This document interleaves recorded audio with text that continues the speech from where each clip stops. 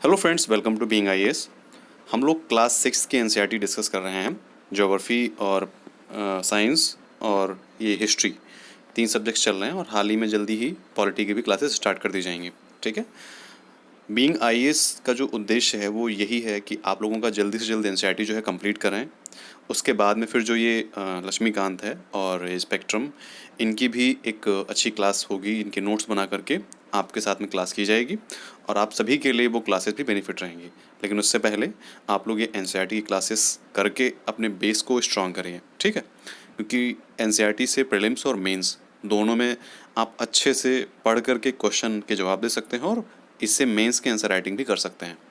तो इसीलिए एनसीईआरटी बहुत ज़रूरी है। मैं बार बार आपको समझा रहा हूँ, एनसीईआरटी के बिना आप आईएएस से पीसीएस क्वालिफाई नहीं कर पाएंगे। अगर कर भी पाएंगे तो कम से कम 5 से 6 साल लगेंगे क्वालिफाई करने में। तो इसलिए बेटर है कि आप एनसीईआरटी से स्टार्ट करो और एम लक्ष्मीकांत और मेंस और इंटरव्यू पे जाके ख़त्म कर दो। ठीक है, तो चलिए स्टार्ट करते हैं। हिस्ट्री की क्लास है और चैप्टर 6 हम डिस्कस करेंगे, नए प्रश्न एवं नए विचार। ठीक है, तो अनघा जो है वो सैर करने निकली है। तो उसने पहली बार विद्यालय पे, मतलब विद्यालय से सैर करने के लिए जा रही है, मतलब वो जा रही है एक ट्रिप पे। तो स्टेशन पर अनघा को छोड़ने आई उसकी माँ ने अध्यापिका से कहा है कि बच्चों को बुद्ध के बारे में बताने के लिए उन्हें सारनाथ भी दिखाने ले जाइएगा। ठीक है, तो इनका ये कहना है कि मतलब आप जो वहाँ की जो इम्पोर्टेंट फेमस प्लेसेस हैं उनको मतलब दिखाइएगा जब आप वहाँ ले जा रही हैं। ठीक है, तो सारनाथ फेमस क्यों है, इस बारे में हम आज पूरा डिस्कस करेंगे अच्छे से कि कोई भी जगह क्यों महत्वपूर्ण होती है। ठीक है, तो इसमें सबसे पहले स्टार्ट है कि बुद्ध की कहानी, मतलब बुद्ध कोई कैसे बुद्ध बना। ठीक, बौद्ध धर्म के संस्थापक जो से सिद्धार्थ थे, ठीक है, जिन्हें गौतम के नाम से भी जाना जाता है, गौतम बुद्ध जिनको नाम से जानते हैं, इसके संस्थापक थे वो सिद्धार्थ थे। लगभग 2500 पूर्व वर्ष पहले हम लोग चलते हैं, जब बहुत तेज़ी से लोगों के जीवन में परिवर्तन हो रहा था, महाजनपद आ गए थे। अब महाजनपद की बात आई है तो क्या आप में से किसी को भी महाजनपद के जो 16 नाम है वो पता है? अगर पता है तो आप बता दीजिए, नहीं तो फिर मैं बताता हूँ। ठीक है, देखिए 16 जो नाम है वो है अंग, मगध, काशी, वत्स, वज्ज, कौशल, अवंती, मल्ल है, पंचाल है, चेदी है, कुरु है, मत्स्य है, कंबोज है, शूरसेन है और अश्मक है, गांधार। ठीक है, तो इतने जो हैं वो महाजनपद हैं। ठीक, ये इनमें जो महत्वपूर्ण महाजनपद हैं जैसे गांधार है, ठीक है, अवंती है, कौशल है, वज्जी है, मतलब इनकी जो राजधानियां हैं जो भी इसमें से हैं, वैसे कोशिश करिए 16 राजधानियां को सभी याद कर लीजिए, क्योंकि बहुत ज़्यादा टफ नहीं है। सुबह उठ करके अगर याद कर लेंगे तो याद हो जाएंगे, क्योंकि प्रीलिम्स के लिए बहुत ही इंपॉर्टेंट है। इसमें जो है कैपिटल्स पूछ ली जाती हैं, जैसे कि गांधार की राजधानी क्या है, गांधार की कैपिटल क्या है। ठीक है, तो इसीलिए महाजनपद को पढ़ना और उनको याद करना बहुत ही ज़रूरी है। ठीक, इससे आपके प्रीलिम्स के 2 से 3 क्वेश्चन बन जाएंगे। ठीक है, तो इस टाइम क्या हो रहा था कि जो है बहुत सारे विचारक जो है मतलब वो मतलब ये जीवन के सच्चे अर्थ को जानने का प्रयास कर रहे थे। उसी में जो बुद्ध थे, बुद्ध एक क्षत्रिय थे और शाक्य नामक एक छोटे से गणराज्य से संबंधित थे। युवावस्था में ही इन्होंने ज्ञान की खोज में घर के सुखों को छोड़ दिया था और अनेक वर्षों तक वे भ्रमण करते रहे, अन्य विचारक जो मिलते रहे उनसे बातें करते रहे। ठीक है, लेकिन एट लास्ट में उन्होंने यही सोचा कि मतलब जब आप खुद से ही करेंगे, तभी उन्होंने यही डिसाइड किया कि अब हम खुद से करेंगे। और वो बोधगया गए बिहार में और एक पीपल के वृक्ष के नीचे कई दिनों तक बैठ करके उन्होंने तपस्या की। ठीक है, वहाँ उन्हें ज्ञान प्राप्त हुआ और उसके बाद वो बुद्ध के रूप में जाने जाने लगे। उसके बाद वहाँ से बनारस के निकट में, मतलब वाराणसी के निकट में सारनाथ गए और फर्स्ट टाइम उन्होंने उपदेश दिया। ठीक है, कुशीनारा में जब उनकी मृत्यु होती है, कुशीनारा में जिनको महापरिनिर्वाण इसका नाम दिया गया, कुशीनारा में उनकी मृत्यु से पहले उन्होंने कहीं जहाँ जहाँ वो गए, ठीक है, इन्होंने जितनी भी यात्राएं करी, जहाँ जहाँ पे इन्होंने उपदेश दिया, उस सारी जगह पैदल ही इन्होंने मतलब एक तरीके से यात्रा की। ठीक है, एक जगह से दूसरे स्थान पर उन्होंने पैदल ही जाना सही समझा। और तब तब जो है इतना कोई बहुत ज़्यादा वो था भी नहीं, और फिर ये क्या नाम है, एक संत का जीवन व्यतीत कर रहे थे, तो ये जो है यही सब चीज़ों को प्रेफर करते थे कि पैदल जाना है, लोगों के यहाँ वहाँ खाना नहीं खाना है, ये सारी चीज़ें तब के लोग करते थे। ठीक, फिर बुद्ध ने शिक्षा दी है कि भाई जीवन के कष्टों और दुखों से भरा हुआ जो ये जीवन है, तो ये जीवन जो है कष्टों और दुखों से भरा हुआ है, और हमारी इच्छा और लालसा जो कभी पूरी नहीं होती है, ये उन्हीं के कारण होता है। कभी कभी हम जो चाहते हैं वह प्राप्त कर लेते हैं, लेकिन उसके बाद भी हम संतुष्ट नहीं होते हैं। ये सब बुद्ध कह रहे हैं और अधिक से अधिक वस्तुओं को पाने की इच्छा करने लगते हैं। बुद्ध ने इसे लिप्सा की तृष्णा कहा है, मतलब इसको एक तरीके से तृष्णा बोला, जो कभी जिसकी प्यास न बुझ सके। ठीक है, लिप्सा की तृष्णा कहा है। बुद्ध ने शिक्षा दी है कि आत्म संयम अपनाकर ही हम ऐसी लालसा, जो ये सब चीज़ें हैं, तृष्णा से मुक्ति पा सकते हैं। उन्होंने लोगों को दयालु होने तथा मनुष्य के साथ साथ जानवरों का भी आदर करने की शिक्षा दी है, और ये भी कहा है कि जो हम अच्छे या बुरे कर्म करेंगे उसका परिणाम हमको बाद के जीवन में भी भोगना पड़ सकता है, बाद के जीवन में हम लोगों को झेलना पड़ सकता है। ठीक, देखिए अब ये सारनाथ स्तूप है, ठीक है, जहाँ पर बुद्ध ने प्रथम अपना ज्ञान दिया था। प्रथम जो है सारनाथ स्तूप है। इस इमारत को स्तूप के नाम से जाना जाता है। यहीं पर बुद्ध ने अपना सर्वप्रथम उपदेश दिया था। इस घटना की स्मृति में यहाँ स्तूप का निर्माण किया गया है। चैप्टर 11 में हम लोग जो है इन स्तूपों के बारे में अच्छे से पढ़ेंगे, डिटेल में पढ़ेंगे। तो बुद्ध ने और ये कहा है कि उन्होंने जो अपनी शिक्षाएं दी हैं वो प्राकृत भाषा में दी हैं। और जिससे ये क्यों दिया है, क्योंकि वहाँ के जो सामान्य लोग हैं उन लोगों की प्राकृत भाषा आती थी, जिससे कि जो उनका उपदेश है वो लोगों तक, अधिक से अधिक लोगों तक पहुँच सके। तो इसीलिए उन्होंने प्राकृत भाषा में, वहाँ की लोकल भाषा में उन्होंने शिक्षा दी है। बुद्ध वेदों की रचना के लिए किस भाषा का प्रयोग हुआ है? वेदों की रचना के लिए भी प्राकृत और तमिल, मतलब प्राकृत भाषा का ही उपयोग हुआ है, क्योंकि जो तमिल जो भाषा है वो भी काफ़ी पुरानी भाषा है। मतलब प्राकृत, तमिल, ये सब चीज़ें जो भाषाएं हैं ये बहुत ही पुरानी भाषाएं हैं। ठीक है, बुद्ध ने यह कहा है कि लोगों को शिक्षा केवल इसलिए नहीं स्वीकार करनी चाहिए कि मतलब वह उनका उपदेश है, वो जब शिक्षा स्वीकारें हैं तो उन चीज़ों पर मनन करें और अपने विवेक से नापें कि वो किस प्रकार से सही है। ठीक है, अब हम किस्सा गौतमी की कहानी पढ़ेंगे। किस्सा गौतमी की कहानी क्या है? किस्सा गौतमी की कहानी ये है कि एक महिला जो है वो अपने मरे हुए पुत्र को वो रोड पे लेकर के, इधर से उधर सड़कों पे लेकर के घूम रही है कि उसका कोई पुत्र जो है वो जीवित कर दे। ठीक है, तो एक इंसान मिलता है, वो कहता है ठीक है चलिए हम आपको बुद्ध के पास ले सकते हैं। तो बुद्ध के पास वो लेके गए। वहाँ पर बुद्ध ने ये कहा कि मुझे आप एक मुट्ठी भर जो है सरसों, ठीक है, सरसों के बीज ला करके मुझे दे दो और मैं आपके पुत्र को जीवित कर दूंगा। तो भाई वो बहुत प्रसन्न हुई कि भाई ठीक है चलो हमारे पुत्र को जीवित कर देंगे, और सरसों क्या है, ठीक है ला देंगे। तो तभी बुद्ध ने उनसे कहा कि आप लेके तो आएंगे, लेकिन आपको ये सरसों के जो बीज हैं आपको उनके यहाँ से लेके आना है जिसके यहाँ आज तक किसी की डेथ नहीं हुई है, तो किसी की मृत्यु नहीं हुई है। तो किस्सा गौतमी पूरे गांव में घूमी और सभी के यहाँ पता किया, लेकिन कभी किसी ना कहीं जो है किसी न किसी के दादी की, चाचा के, भाई की, मम्मी के, पापा की, किसी के ना किसी की डेथ हो गई थी। तो बाद में उनको फिर रियलाइज हुआ कि मतलब सभी के जब डेथ हो गई है तो ये जीवन का सत्य है, मृत्यु जो है वो जीवन का सत्य है। बाद में उस महिला को बुद्ध यही समझाना चाह रहे थे कि जो मृत्यु है वो जीवन का सत्य है, इसके लिए आप मतलब रोइए मत, और ये सारी चीज़ें उन्होंने समझाई। तो यहाँ पे ये है कि बुद्ध दुखी माँ को क्या शिक्षा देने का प्रयास कर रहे थे? बुद्ध दुखी माँ को शिक्षा ये देने का प्रयास कर रहे थे कि जो मृत्यु है जीवन का सत्य है, आप इसको झुठला नहीं सकते हो और ये आपको स्वीकार करना ही पड़ेगा। ठीक, अब हम जानते हैं कि उपनिषद क्या था। ठीक है, उपनिषद का अर्थ क्या है, कैसे, मतलब इनकी क्या, उपनिषद में कौन कौन से ज्ञान होते हैं, कैसे क्या कहना चाह रहे हैं। ठीक है, तो जिस समय बुद्ध उपदेश दे रहे थे उसी समय या उससे थोड़ा सा पहले, ठीक है, अन्य चिंतक जो भी थे, विचारक थे, वो ये प्रयास कर रहे थे कि क्या मृत्यु के बाद भी कोई जीवन है। ठीक है, तो या मृत्यु के बाद ही कोई जीवन है, या फिर कुछ ऐसा है इस संसार में, कुछ ऐसा है जो मतलब कि स्थायी है, मतलब परमानेंट है, क्योंकि इंसान तो परमानेंट है नहीं, कोई भी चीज़ परमानेंट नहीं है। तो वो ये सोच रहे थे कि आखिर कौन सी ऐसी चीज़ है भाई, कुछ तो ऐसा होगा जो हमेशा के लिए होगा। ठीक है, तो उन्होंने एट लास्ट में उन्होंने यही सोचा कि जो ये आत्मा है, जिसको ब्रह्म आत्मा या सार्वभौम आत्मा के रूप में जानते हैं, वही सत्य है। ठीक है, शरीर चला जाता है लेकिन इसके अंदर की जो आत्मा है वो अजर अमर है। ये उन्होंने मतलब ये निष्कर्ष निकाला। ऐसे कई विचारों का जो संकलन है वो उपनिषद में हुआ है। तो इसी प्रकार के जो विचार हैं, जैसे कि आत्मा परम, मतलब परम जीवित है, मतलब वो परम है, तो इन्हीं सब चीज़ों को जो संकलन है वो उपनिषद में किया गया है। उपनिषद जो है वो उत्तर वैदिक ग्रंथों का हिस्सा है। उपनिषद का जो अर्थ है वो क्या है? गुरु के समीप बैठना। उपनिषद, गुरु के समीप बैठना, इसका अर्थ गुरु के समीप बैठना है। इन ग्रंथों में अध्यापकों और विद्यार्थियों की बातचीत का संकलन किया गया है। प्रायः ये विचार सामान्य वार्तालाप के रूप में प्रस्तुत किए गए हैं। ठीक है, सामान्य वार्तालाप के रूप में, मतलब कि जैसे कि हम लोग बात करते हैं, लेकिन ये सारा जो है ये प्राकृत भाषा में लिखा गया है। फिर क्या है कि बुद्धिमान भिखारी, यहाँ पे एक कहानी है कि एक वार्तालाप छांदोग्य उपनिषद नामक प्रसिद्ध उपनिषद की कहानी पर आधारित है। सौनक व अभिप्राताड़ी नामक दो ऋषि सार्वभौम आत्मा की उपासना कर रहे थे। एक बार ज्यों ही वे भोजन करने के लिए बैठे, एक भिखारी आया और भोजन मांगने लगा। तो सौनक ने कहा, हम तुम्हें कुछ नहीं दे सकते हैं। भिखारी ने पूछा, विद्वजन आप किसकी उपासना करते हैं? अभिप्रातारिणी ने उत्तर दिया कि सार्वभौम आत्मा की। तो उस भिखारी ने कहा कि ओह, तो इसका मतलब यह है कि आप जानते हैं कि सार्वभौम आत्मा संपूर्ण विश्व में विद्यमान है। ऋषियों ने कहा हाँ हाँ हम जानते हैं। भिखारी ने पूछा अगर यह सार्वभौम आत्मा संपूर्ण विश्व में विद्यमान है तो मेरे अंदर भी विद्यमान है, मैं कौन हूँ? मैं इस विश्व का एक भाग ही तो हूँ। तो उन्होंने कहा तुम सत्य बोलते हो युवा ब्राह्मण, इसलिए हे ऋषियों मुझे भोजन न देकर आप उस सार्वभौम आत्मा को भोजन देने से मना कर रहे हैं। भिखारी की बात में सच्चाई जानकर ऋषियों ने उसे भोजन दे दिया। तो भिखारी ने भोजन पाने के लिए ऋषियों को किस तरह मनाया? तो भिखारी ने भोजन पा करके उन्हीं की मतलब उन्हीं के ज्ञान का उनको एहसास दिलाया कि जो आप कह रहे हो और उसी को आप लोग गलत कर रहे हो कि मैं भी तो एक भाग हूँ। तो उन्होंने उनको जो है सच्चाई का बताया कि हाँ भाई यही सच है, जो आप कर रहे हो उसमें मैं भी उसका एक पार्ट हूँ।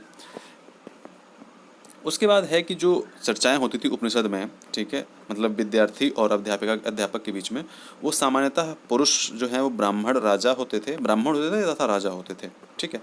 लेकिन इसमें कभी कभी गार्गी क्या थी, एक बहुत बड़ी विचारक थी, फिलोसफर थी ये, ठीक है।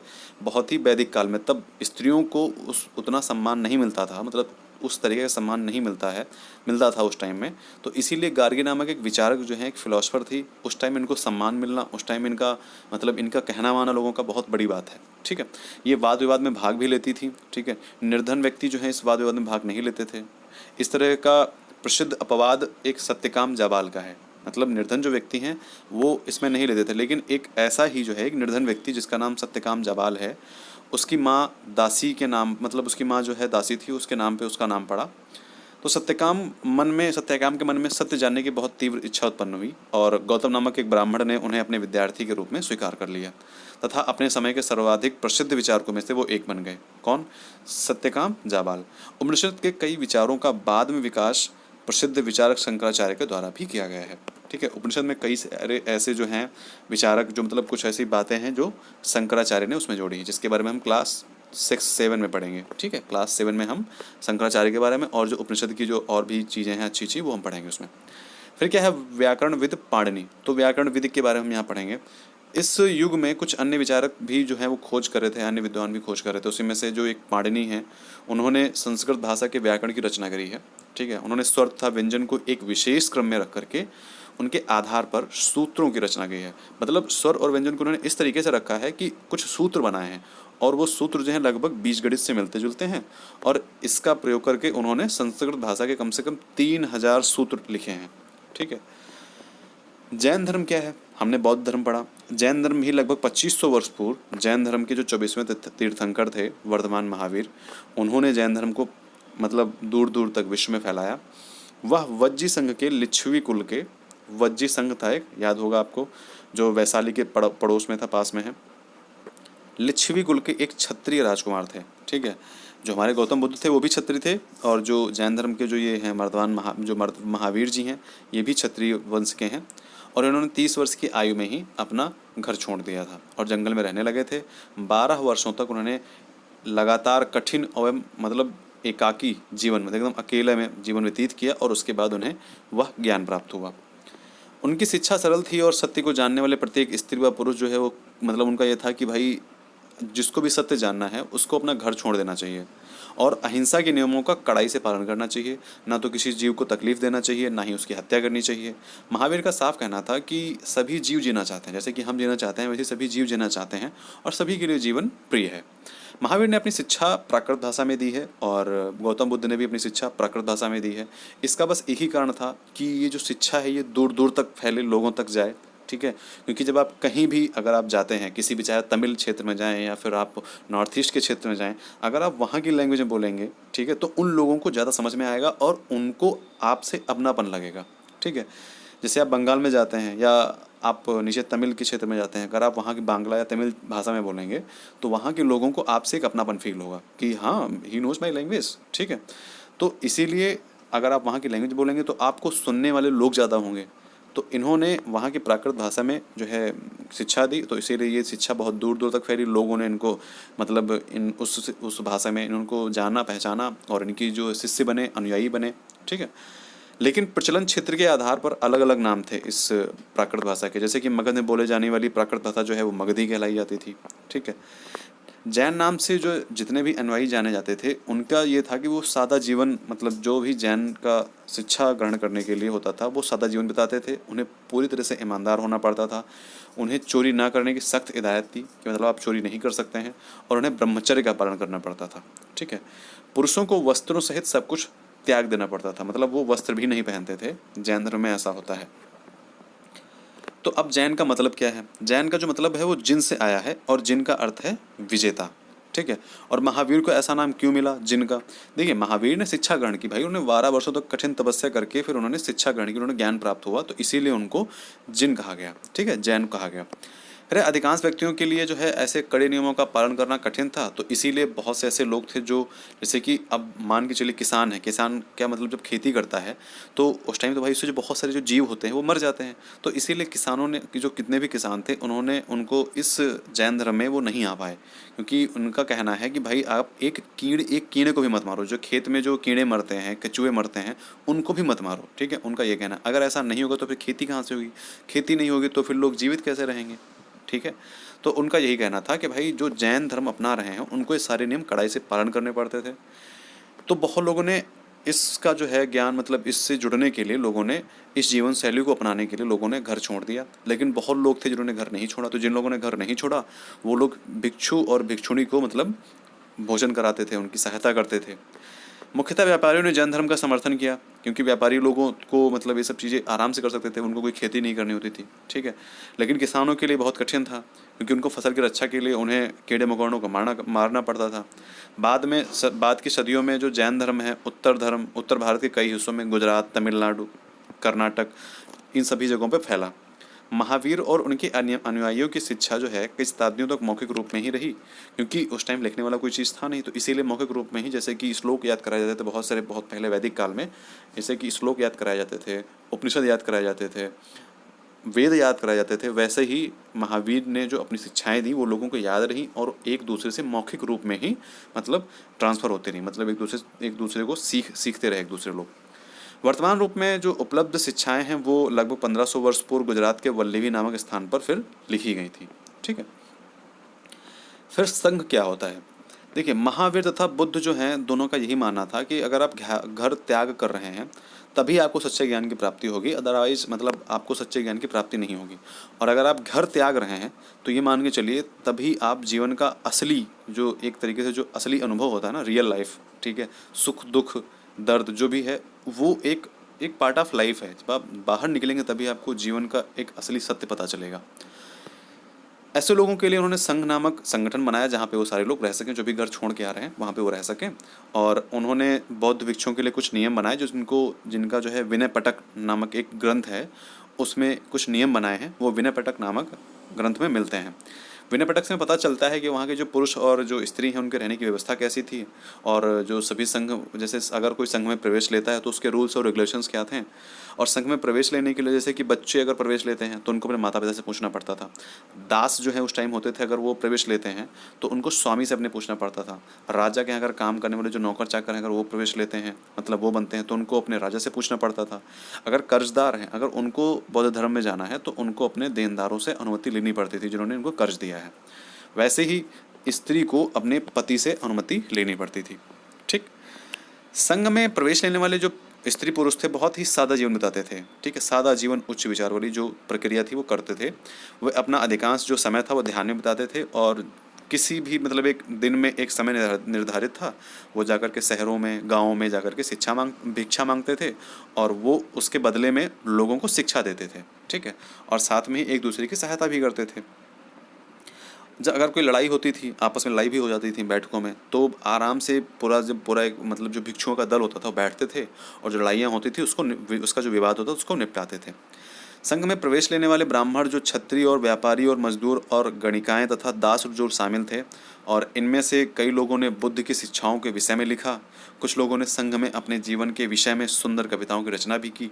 ठीक है, क्योंकि जब वो लोग खाली बैठे रहते थे वहाँ पे दिन भर, शाम को ही सिर्फ भिक्षा लेने जाना पड़ता था, तो वो ध्यान लगाते थे। ध्यान लगाने के बाद में जो समय बचता था उसको अपने पे मतलब बिताते थे कि या तो कुछ अच्छी कविताएं लिखनी है या बुद्ध के बारे में बहुत अच्छी अच्छी बातें लिखनी है।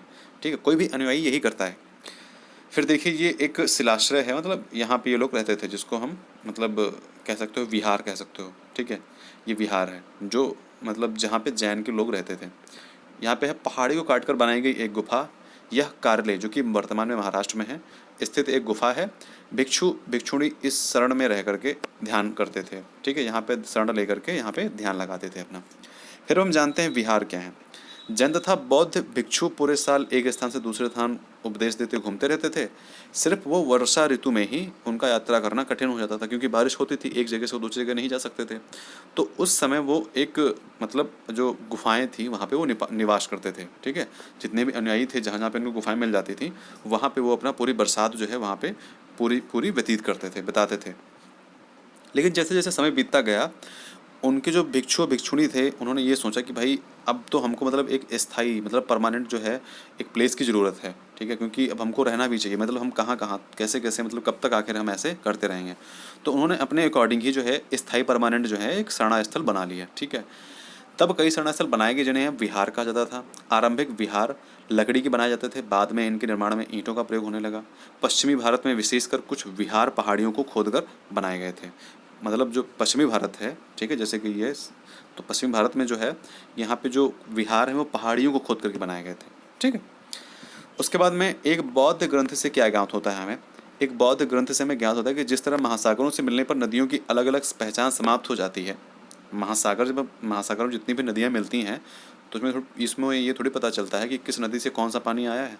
ठीक उसी तरह बुद्ध के अनुयायी जब भिक्षुओं की श्रेणी में प्रवेश करते थे, मतलब सब कुछ छोड़ छाड़ के जब अपना प्रवेश जैन बुद्ध धर्म में लेते थे, तो ना उनका कोई वर्ण होता था, ना उनकी कोई श्रेणी होती थी, ना ही उनका कोई परिवार होता था। प्रायः किसी धनी व्यापारी, राजा अथवा भूस्वामी द्वारा दान में दी गई भूमि पर ही जो है विहार का निर्माण होता था। जो हमने भी ऊपर विहार पढ़ा है, उनका निर्माण होता था, क्योंकि अब उनको परमानेंट जो है एक विहार की ज़रूरत पड़ती थी जहाँ पे ये लोग रहते थे। फिर है स्थानीय व्यक्ति भिक्षु भिक्षुणियों के लिए भोजन, वस्त्र तथा दवाई लेकर आते थे, जिनके बदले में जो भिक्षु और भिक्षुणी थे ये लोगों को शिक्षा देते थे। फिर आने वाली शताब्दी में बौद्ध धर्म जो है पूरी दुनिया में फैला धीरे धीरे। ठीक है, श्रीलंका वगैरह में हर जगह फैला, तो उसकी बात है। उसके बाद अब जानते हैं आश्रम व्यवस्था क्या थी। ठीक है, आश्रम व्यवस्था जैन धर्म और बौद्ध धर्म के एकदम समान में ही मान सकते हो, थोड़ा सा डिफरेंस है, लेकिन समान में जो शिक्षाएं, जो चीज़ें, जो ब्रह्मचर्य जो बौद्ध जैन धर्म और बौद्ध धर्म में पालन किया जा रहा था, सेम वही धर्म जो है एक आश्रम व्यवस्था नाम की मतलब जो ये मतलब एक प्रथा थी, इसमें भी चीज़ें वही फॉलो की जा रही थी। आश्रम शब्द का तात्पर्य जो है लोगों द्वारा रहने तथा ध्यान करने के लिए प्रयोग में आने वाले स्थान से नहीं है। मतलब आश्रम कहीं रहना, आश्रम वो आश्रम नहीं जो आज मतलब बाबू क्या नाम वो वहाँ पे जो पतंजलि आश्रम या जहाँ पे आश्रम बने तो जहाँ पे लोग जाकर के रहते हैं, वो आश्रम नहीं है। आश्रम का मतलब तात्पर्य है कि जीवन के चरण से, मतलब आप इस आश्रम में पहुँचे हैं, अब आपका असला आश्रम, मतलब उसमें कई सारे जो हैं स्टेप थे। जैसे कि कौन कौन से स्टेप हैं आश्रम में? ब्रह्मचर्य, गृहस्थ, वानप्रस्थ, संन्यास, ये 4 आश्रमों की व्यवस्था की गई थी। ठीक, अब ब्रह्मचर्य के अंतर्गत क्या है कि भाई ब्राह्मण, क्षत्रिय, वैश्य, इन तीनों से ये अपेक्षा की जाती थी कि वे सादा जीवन, उच्च विचार, मतलब सादा जीवन बिता करके वो वेदों का अध्ययन भी करते रहें। ठीक है, गृहस्थ का मतलब जो दूसरा था वो गृहस्थ है। गृहस्थ का मतलब ये है कि वो विवाह कर करके एक गृहस्थ के रूप में उनको रहना होता था, और वानप्रस्थ के अंतर्गत उन्हें जंगल में जाकर के साधना करनी पड़ती थी। अतः अंत में जाकर के फिर वो सन्यासी ही बन जाते थे। ठीक, यही जो है आज के टाइम में बहुत लोग ऐसा मानते हैं कि भाई अब अपना जीवन जिए, ठीक है, जब तक आप ब्रह्मचर्य हैं तब तक आप ब्रह्मचर्य रखिए, उसके बाद अपना गृहस्थ करिए, और उसके बाद अपना वानप्रस्थ करिए, जंगल में जाकर के साधना करो, और उसके बाद में आप सन्यासी बन जाओ। जीवन की यही जो है एक मतलब जो कह सकते हो हिंदू धर्म में यही एक मूल जो है जीवन जीना बताया जाता है। फिर है कि आश्रम व्यवस्था ने लोगों को अपने जीवन का कुछ हिस्सा ध्यान में लगाने पर बल दिया। प्रायः स्त्रियों को वेद पढ़ने की अनुमति नहीं थी, उन्हें अपने पतियों द्वारा पालन किए जाने वाले आश्रमों का ही अनुसरण करना होता था। मतलब ये है कि वो वेद नहीं खुद नहीं पढ़ सकते थे, लेकिन उनके जो पति पढ़ते थे उसको आप उनको सुन करके वो उनका अनुसरण करती थी। ठीक, जैसे कि उन्होंने कहा कि संघ के जीवन में, जो संघ हमने ऊपर पढ़ा है संघ विहार, उनके जीवन में और आश्रमों की व्यवस्था में इसमें क्या अंतर है। ठीक है, क्या सभी चारों वर्णों को यह आश्रम व्यवस्था अपनाने की अनुमति थी? मतलब क्या सभी चारों वर्णों को यह आश्रम व्यवस्था अपनाने की अनुमति थी? तो चारों वर्णों को नहीं थी, क्योंकि जो शूद्र था उनको अनुमति नहीं थी, 3 ही वर्णों को थी। ठीक, और कैसे भिन्न थे? तो सिंपल सी बात है, वहाँ उनको मतलब सब कुछ छोड़ के आना पड़ता था, उनका कोई वर्ण नहीं होता था। यहाँ पे वर्ण के आधार पर मतलब ले रहे हैं लोगों को, ठीक है, आश्रम व्यवस्था में। तो इसीलिए यही अंतर है वहाँ पे। अब हम समझेंगे कि अन्यत्र मतलब यहाँ पे ये क्या है। देखिए एटलस में आप ईरान ढूंढिए, जैसे कि हमारे यहाँ एशिया में जैसे कि ये बौद्ध हो गए, आश्रम व्यवस्था हो गई, जैसे कि जो बौद्ध धर्म और जैन धर्म हो गए, ये सब जो चीज़ें हैं एशिया में थी, मतलब हमारे भारत में थी। और वैसे ही यही चीज़ें वो कहीं और भी पाई जा रही हैं। जैसे कि एक जरथुस्त, मतलब जरथुस्त एक ईरानी पैगंबर थे। उनकी शिक्षाओं का जो संकलन है वो जिंदा अवस्था नामक ग्रंथ में मिलता है। जिंदा अवस्था नामक ग्रंथ में मिलता है। और जिंदा अवस्था की भाषा तथा इसमें वर्णित रीति रिवाज जो है वो वेदों की भाषा और उनके रीति रिवाजों से काफ़ी मिलते जुलते हैं। जरथुस्त की मूल शिक्षा का जो सूत्र है वो है सद्विचार, सद्वचन और सद्कार्य। उनका ये कहना है कि सद्विचार, अच्छे विचार लाओ, अच्छा बोलो और अच्छे कार्य करो। उनका ये मानना है, उनका ये कहना है कि हे ईश्वर, बल, सत्य प्रधानता तथा सद्विचार प्रदान कीजिए, जिनके जरिए हम शांति बना सकें। फिर क्या है कि ये जो जरथुस्त्रवाद है ये 1000 सालों तक जो है ईरान का प्रमुख राष्ट्र धर्म रहा, मतलब प्रमुख धर्म रहा। बाद में वहाँ पे कुछ जरथुस्त्रवादी ईरान से आकर के गुजरात में बस गए, महाराष्ट्र में बस गए, और वही जो है आज लोग पारसियों के पूर्वज हैं। जो मतलब आज जो पारसी हैं उनके ही पूर्वज जो थे कौन थे? जरथुस्त्रवाद। ठीक। आज तो इस्लाम जो है, आज तो वहाँ पे इस्लाम धर्म है ईरान में, लेकिन तब के समय में जो है पारसी धर्म मतलब जरथुस्त्रवाद था। अब हमने जो इम्पोर्टेंट चीज़ें हैं वो हम एक बार देख लेते हैं। इसमें कुछ वर्ड हैं, जैसे कि कुछ तिथियां हैं। उपनिषदों के विचारक जैन, महावीर तथा बुद्ध ये लगभग 2500 वर्ष पूर्व जो है आए थे। इनका ज्ञान, इनके जो ये जो धर्म थे दोनों लगभग 2500 वर्ष पूर्व बने थे। 2500 वर्ष पूर्व जो बेस है उसका क्या है, यहाँ पे जो हम पढ़ रहे हैं वो 2000 से मानेंगे। सन 2000 से आप कम से कम 2500 वर्ष पूर्व ऐड कर सकते हो। ठीक है, इसको बेस मानते हैं। फिर क्या है, जैन धर्मों का जो लेखन है वो कब हुआ है? लगभग 1500 वर्ष पूर्व। तो ये महत्वपूर्ण 2 तिथियाँ थी, इनको मैंने आपको बताया, तो आप इसको नोट भी कर सकते हैं। तो चलिए, आज का जो चैप्टर है उम्मीद करता हूँ वो आपको समझ में आया होगा। मिलते हैं नेक्स्ट वीडियो में नेक्स्ट चैप्टर के साथ में। और ये जो एनसीईआरटी हम आपको पढ़ा रहे हैं ये फुली अपडेटेड एनसीईआरटी है 2020-2021 की, क्योंकि इसमें चीज़ें, सिलेबस और जो चीज़ें हैं वो चेंज की गई हैं। ठीक है, तो इसीलिए एनसीईआरटी पढ़ना आपके लिए और भी इम्पोर्टेंट हो जाता है। तो इसको पढ़िए, अच्छे से अपना ध्यान रखिए, हंसते रहिए, बस यही इम्पोर्टेंट है। और मिलते हैं नेक्स्ट वीडियो में। Bye bye.